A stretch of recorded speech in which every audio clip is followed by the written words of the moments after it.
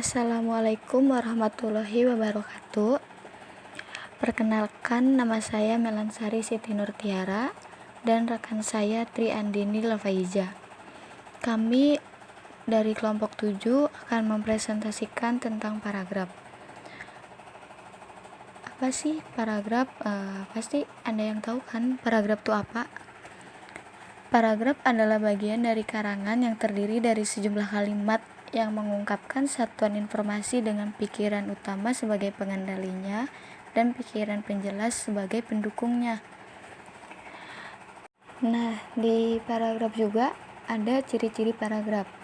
Ciri-ciri paragraf ini dibagi menjadi dua. Satu, terdiri dari satu kalimat utama atau gagasan utama. Kedua, terdiri dari beberapa kalimat penjelas atau gagasan. Kalimat utama atau gagasan adalah kalimat yang menjadi dasar pengembangan sebuah paragraf. Sedangkan gagasan atau kalimat penjelas adalah gagasan atau kalimat yang fungsinya menjelaskan gagasan atau kalimat utama. Selanjutnya ada macam-macam paragraf berdasarkan tujuannya. 1. Paragraf narasi. Paragraf narasi tujuannya untuk menceritakan suatu peristiwa atau kejadian. Yang kedua, paragraf deskripsi. Tujuannya untuk menggambarkan suatu objek secara detail dan terperinci. Yang ketiga, paragraf eksposisi. Tujuannya untuk menjelaskan atau memaparkan tentang suatu dengan tujuan memberi informasi. Yang keempat, paragraf argumentasi. Tujuannya untuk mengungkapkan ide, gagasan penulis, dan opini atau pendapat. Yang kelima, paragraf persuasif. Tujuannya adalah untuk meyakinkan dan membujuk seseorang agar melakukan sesuatu yang dikehendaki penulis.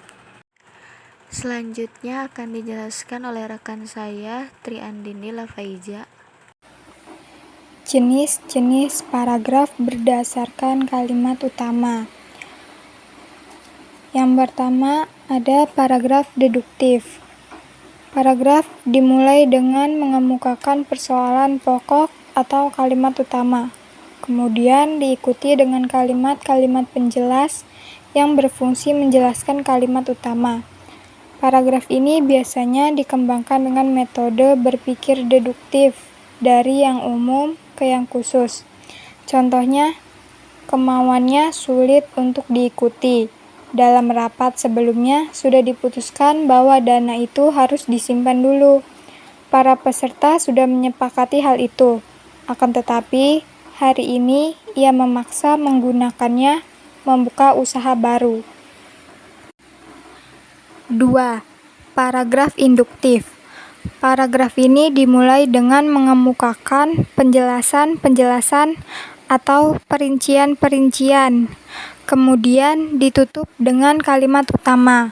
Paragraf ini dikembangkan dengan metode berpikir induktif dari hal-hal yang khusus ke hal yang umum. Contohnya, setelah karangan anak-anak kelas 3 diperiksa, ternyata Ali, Toto, Alex, dan Burhan mendapat nilai 8. Anak-anak yang lain mendapat nilai 7. Hanya Maman yang nilainya 6 dan tidak seorang pun mendapat nilai kurang. Oleh karena itu, boleh dikatakan anak-anak kelas 3 cukup pandai mengarang. Penjelasannya adalah yang pertama, pemerolehan nilai Ali, Toto, Alex, Burhan, Maman, dan anak-anak kelas 3 yang lain merupakan peristiwa khusus. 2. Peristiwa khusus itu kita hubung-hubungkan dengan penalaran yang logis. 3. Kesimpulan atau pendapat yang kita peroleh adalah bahwa anak kelas 3 cukup pandai mengarang. 4. Kesimpulan bahwa anak kelas 3 cukup pandai mengarang mencakup Ali, Toto, Alex, Burhan, Maman, dan anak-anak lainnya. Dalam kesimpulan terdapat kata cukup karena Maman hanya mendapat nilai 6. Jika Maman juga mendapat nilai 7 atau 8, kesimpulannya adalah semua anak kelas 3 pandai mengarang. Yang ketiga ada paragraf campuran.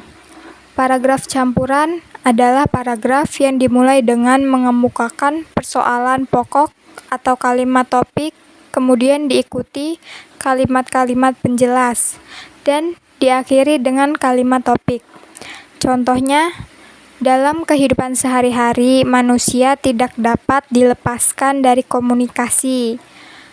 Kegiatan apapun yang dilakukan manusia pasti menggunakan sarana komunikasi, baik sarana komunikasi yang sederhana maupun yang modern. Kebudayaan dan peradaban manusia tidak akan bisa maju seperti sekarang ini tanpa adanya sarana komunikasi. Yang keempat, paragraf ineratif. Paragraf ineratif adalah paragraf yang kalimat utamanya terletak di tengah paragraf. Dalam sebuah paragraf ada kalimat penjelas atau pendukung dan kalimat utama. Nah, di paragraf ineratif, kalimat utamanya justru diletakkan di tengah paragraf. Contohnya, buahnya bulat seperti bola, kulit buahnya keras seperti batu. Inilah buah kawis yang daging buahnya berwarna hitam. Jika diseduh dengan air, rasanya mirip minuman bersoda atau rasa cola. Selanjutnya ada syarat pembentukan paragraf. Yang pertama, kesatuan. Kesatuan dalam sebuah paragraf itu, kalimatnya harus saling berkaitan, yang membentuk satu kesatuan dan hanya terdapat satu gagasan pokok. 2. Koherensi atau paduan, yaitu hubungan antar kalimat yang saling berhubungan, baik makna maupun bentuknya. Yang ketiga, gagasan utama.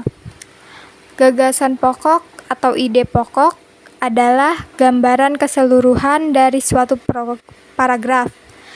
Selain disebut ide pokok, gagasan pokok juga sering disebut sebagai gagasan utama atau pikiran utama. Gagasan utama terdiri dari kalimat utama. Kalimat utama adalah kalimat yang membuat inti dari sebuah penggalan cerita atau paragraf yang memuat semua isi. 2. Kalimat penjelas. Kalimat yang mengandung gagasan penjelas disebut kalimat penjelas. Selanjutnya ada fungsi paragraf. Yang pertama, mengekspresikan gagasan tertulis dengan memberi bentuk suatu pikiran, perasaan ke dalam serangkaian kalimat yang tersusun secara logis dalam suatu kesatuan. 2. Menandai peralihan gagasan baru bagi karangan yang terdiri beberapa paragraf. Ganti paragraf berarti ganti pikiran. 3. Memudahkan pengorganisasian gagasan bagi penulis dan memudahkan pemahaman bagi pembacanya. 4. Memudahkan pengembangan topik karangan ke dalam satuan-satuan unit pikiran lebih kecil. 5. Memudahkan pengendalian variabel, terutama karangan yang terdiri atas beberapa variabel. Pola pengembangan paragraf. 1. Ada pola contoh. Merupakan pola paragraf yang berisi contoh dari topik atau gagasan yang bertujuan untuk menguatkan gagasan-gagasan tersebut. 2. Pola definisi. Merupakan pola yang berisi definisi suatu hal atau gagasan abstrak yang luas. 3. Pola perbandingan. Berisi beberapa gagasan yang diperbandingkan satu sama lain. 4. Pola sebab akibat. Merupakan pola paragraf yang berisi sebab akibat suatu hal di mana sebab menjadi gagasan utama dan akibat menjadi penjelasnya. 5. Pola klasifikasi. Merupakan pola yang mengelompokkan suatu topik tertentu ke dalam kelompok tertentu. Pola ini biasanya mengandung kata antara lain, dibagi, dan sejenisnya. 6. Pola spansial. Pola spansial adalah pola pengembangan paragraf yang didasarkan atas ruang dan waktu. 7. Pola sudut pandang.